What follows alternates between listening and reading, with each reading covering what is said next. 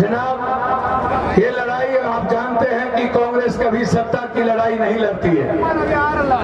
आजाद हिंदुस्तान के पहले से लेकर के आज तक, चाहे वो बिस्मिल हो, चाहे अशफाकुल्लाह, चाहे अब्दुल हमीद हो, चाहे महात्मा गांधी, चाहे चंद्रशेखर आजाद, चाहे बाबा साहब अम्बेडकर, चाहे लाल बहादुर शास्त्री, सरदार पटेल हो, चाहे नेहरू जी, इंदिरा जी, राजीव जी, मनमोहन सिंह जी से लेकर के अंतिम तक, और आज हमारे सबसे बड़े क्रांतिवीर, कर्मवीर, जो सच्चाई के प्रतीक हैं, जो इस देश के इंसानियत और मोहब्बत के पैगाम के लिए पैदा हुए हैं, जो इस मुल्क की हिफाजत के लिए अपनी कुर्बानी सच्चाई के रास्ते चल के देने में कभी डरते नहीं हैं, जो संविधान और मूल्यों के आदर्श के पथ के पथिक हैं, उनका एक ही नाम है। जब कश्मीर से कोई हवा चलती है कन्याकुमारी तक, जब उत्तर से पश्चिम एक आवाज आता है, तो उसी का नाम है राहुल गांधी, राहुल गांधी, राहुल गांधी। और उसी के साथ एक सच्ची ताकत, सच्ची नारी, झांसी की रानी से भी प्रखर आवाज। जब दुनिया में, मुल्क में, जब फिलिस्तीन पर जब पूरी आगाज होता और फिलिस्तीन के बच्चे चीखते हैं, आवाज देते हैं कि मुल्क हमें बचाओ, तो भारत में मात्र एकमात्र वाहिद आवाज अपने कंधों में फिलिस्तीन का एक बैग लटका करके सदन के भीतर आता और कहता है सेव फिलिस्तीन। उसका नाम है प्रियंका गांधी। भारत के मुल्क में आज तक शायद कोई ऐसा बोलने वाली नारी नहीं पैदा हुई, निडर नारी, जिसके भीतर एक हिम्मत हो, जिसके भीतर बेबाकीपन हो, जो इंदिरा गांधी के तरह लड़ने और का जज्बा रखती हो।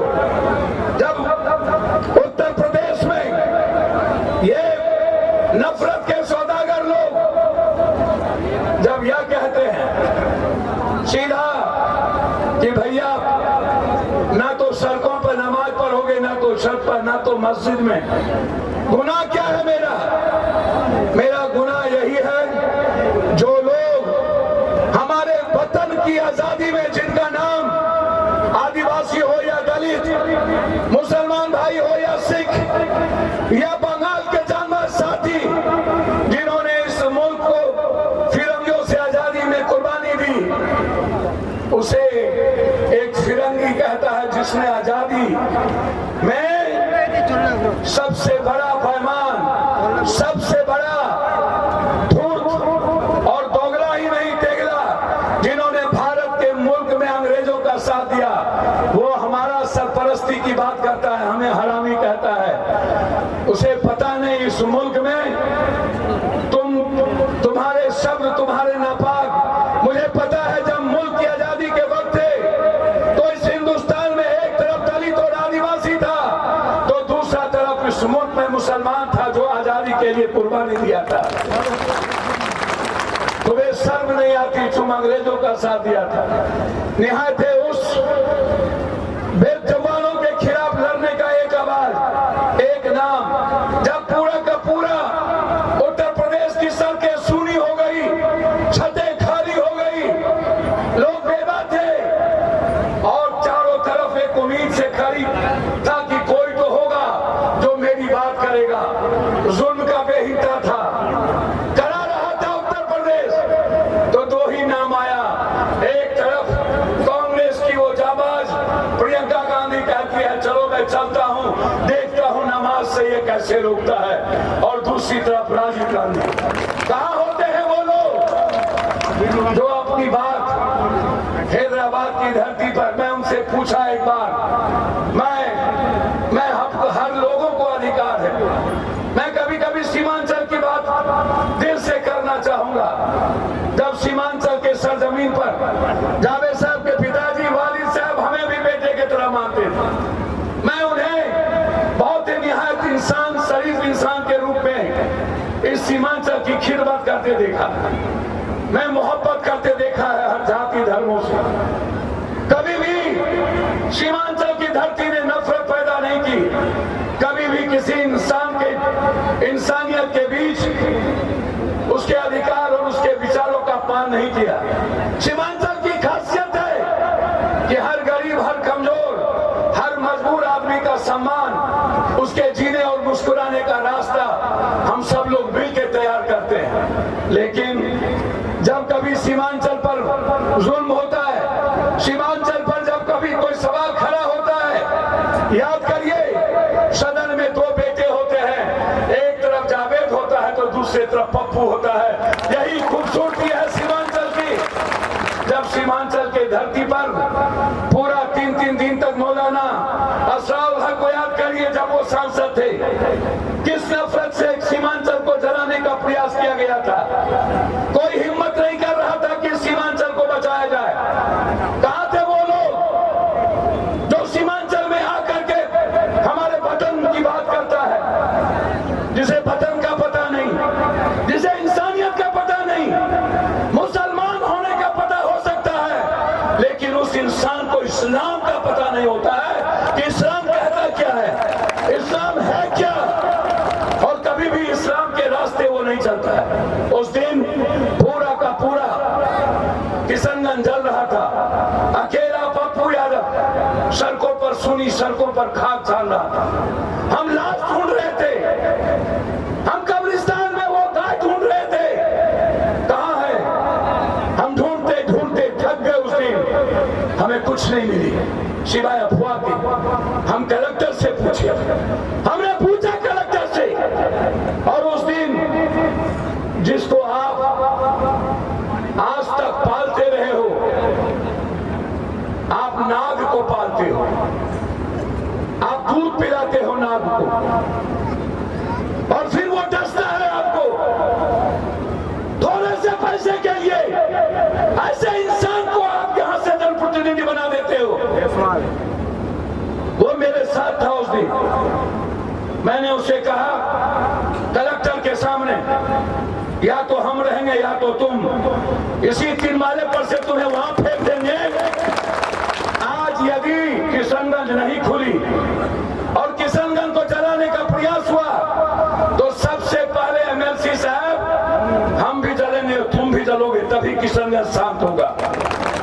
कौन था उस दिन? कहां थे ये हैदराबादी बिरयानी? कहां थे जब इस इलाके में बाढ़ आता है, जब इस इलाके में लोग चिल्लाते हैं, जब इस इलाके में गरीबी के लिए तरसता है, तब कहां होते हैं? जब इस इलाके में लोग एक अस्पताल की खाक छानती है, हमारी माँ और बेटियां कभी सिलीगुड़ी में जाकर के लाखों रुपये के कारण दम तोड़ देता है, तब कहां होते हैं ये लोग? तब कौन होता है? तब हैदराबाद के लोग भूल जाते हैं। तब हर सवाल पर पप्पू यादव आपके बीच मैं खड़ा रहता हूं, एक बेटे की तरह, एक सेवक की तरह। इस मुल्क को बचाने के लिए कौन खड़ा हो सकता है? संविधान को बचाने के लिए इस देश में इतने बड़े रावण से, इतने बड़े कौरव से कौन लड़ेगा? मैं मानता हूं कि पांडव की कमी हो गई, मैं मानता हूं कि आज यह जीत नहीं है कि कुर्बानी दे सके, मैं मानता हूं कि आज हमारे बीच अल्लाह नहीं है, लेकिन मैं यह भी मानता हूं कुर्बानी देने वाले की ताकत पांडव की तरह हो। यदि एक तरफ राहुल गांधी और प्रियंका गांधी है तो दूसरी तरफ आपकी कौम की खिदमत के लिए पप्पू यादव भी मरना जानता है और आपके लिए जीना जानता है। हर गरीबों के नारा मत दीजिएगा, हर गरीबों के लिए जीना जानता है। हमारा और आपका खून दूध और मिश्री की तरह। मैं खुलेआम बात करता हूं, मैं डरता नहीं दुनिया में किसी से। मेरा सवाल सिर्फ उनसे, मैंने एक दिन हम कहीं बैठे थे, मैंने उनसे पूछा कि उत्तर प्रदेश में कोई नहीं बचा, हैदराबादी साहब, दलित के बेटे को मारा गया, अत्यंत पिछड़ी जाति के बेटे को मारा गया, शहाबुद्दीन के को मारा गया, अतीक को मारा गया मुख्तार को, मारे जा रहे थे रामपुर के राजा। जनाब मुझे एक बात बता दो। हम बैठे थे किसी मीटिंग में, मैंने उनसे कहा कि हमें एक बात बता दो, ये इतना बड़ा जेट सिक्योरिटी आपको कैसे मिला, आप कैसे बचे हुए? मैंने उनसे पूछा तो कहता है कि पप्पू भाई हमको मगरी का नमाज का वक्त आ गया, मुझे खाने भी।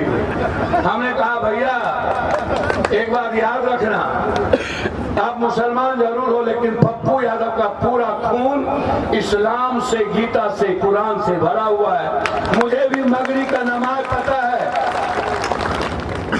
हमें सिर्फ इतना बता दो कि आप जाते हो, अगले बार यदि ये 5 विधायक ना बने होते, आप सेंटिमेंट में ना दिए होते, तो अगले बार ये बिहार में कांग्रेस गठबंधन की सरकार बनती। आज ये नौबत नहीं आता।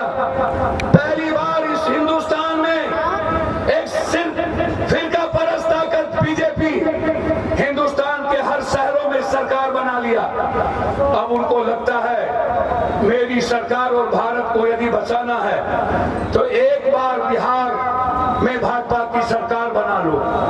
मैं आपसे कहना चाहूंगा, ये बिहार है भाई नरेंद्र जी, अमित भाई, ये बिहार है, ये गांधी का बिहार, गुरु गोविंद का बिहार, ये शेरशाह का बिहार, ये बुद्ध का बिहार, ये वैशाली का बिहार, वाल्मीकि का बिहार, चुप्पा सैनी का बिहार, ये बिहार साहित्यों से भरा रेणु का बिहार है, ये बिहार भोला पासवान शास्त्री का है, ये बिहार अब्दुल गफूर का है, ये बिहार वो है जो इस दुनिया को संदेश देता है। जब तक ये बिहार जिंदा है, भारत में नफरत का इतिहास कभी नहीं भर पाएगा।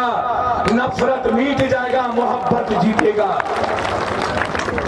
भूल जाइए कि आप बिहार में आके बीजेपी की सरकार बना लोगे। मैं चैलेंज करता हूं आपको, बीजेपी की सरकार जब तक सेकुलर लोग और अच्छे लोग हैं, इस पिछले दरवाजे से खंजर भोंक के बनाना चाहते हो। इनकी साजिश है कि हम सरकार बनाएं, इसीलिए हम आपके बीच आए हैं। जब कोई बात होती है 14% मुसलमानों की, सटला नहीं, मैं आपसे एक बात पूछना चाहता हूं, मुझे बताओ इस बिहार में सबसे पहला दलित मुख्यमंत्री कौन बनाया? कांग्रेस। अब्दुल गफूर को मुख्यमंत्री कौन बनाया? कांग्रेस। सबसे पहले शिंदे को मुख्यमंत्री कौन बनाया? कांग्रेस।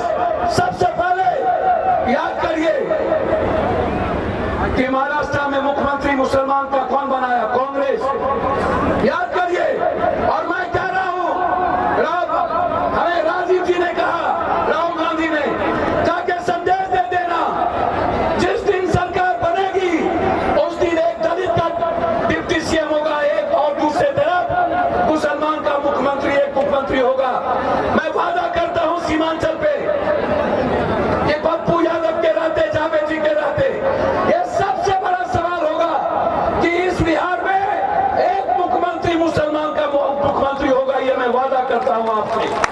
आपकी लड़ाई मजबूती के साथ लड़ी जाएगी। इसीलिए हमें और जगह जाने हैं। अब एक मेजबान और आगे, महा मेजबान हमारे यहाँ बैठे हैं और सारे लोग बैठे हैं और आपके बीच जोर से बोलिएगा, आपको मुल्क बचाना है, असम बचाना है या नहीं? असम बचाना है, बंगाल बचाना है, संविधान बचाना है, लोकतंत्र बचाना है, नफरत मिटाना है,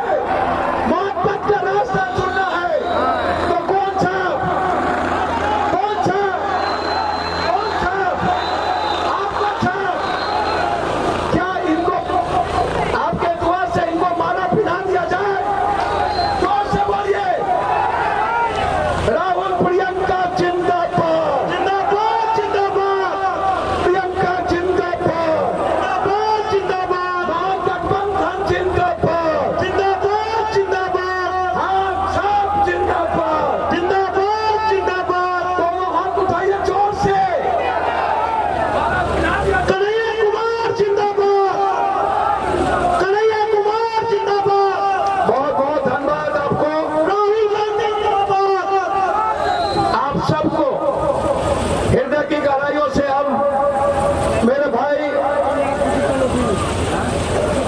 यही काफी है।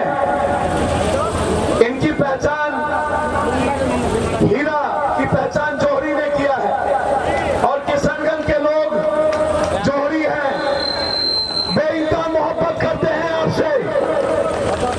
इसीलिए ये इतनी बड़ी ताकत, शख्सियत मिली हुई है। जब तक ये इंसान है तब तक ये गुलदस्ता मजबूत रहेगा और हर जाति धर्म का बागवान कायम रहेगा। इन्हीं शब्दों के साथ नहीं